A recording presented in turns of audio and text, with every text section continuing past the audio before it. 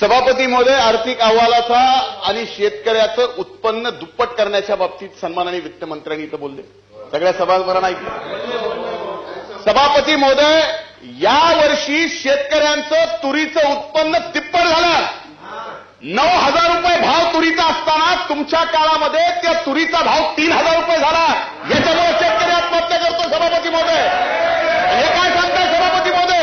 आर्थिक अहवालाच्या बाबतीत यांनी स्पष्ट करावं. सभापती महोदय, आर्थिक अहवाल स्पष्ट केले.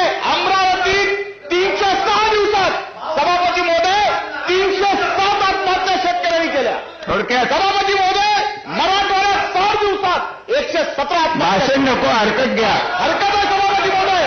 हा आर्थिक अहवाल सांगतो 2 वर्षात 9,000 शेतकऱ्यांनी आत्महत्या केल्या. सभापती महोदय, सभागृहाचं कामकाज आणि एकंदरीत भावना लक्षात घेऊन दिवसभरासाठी मी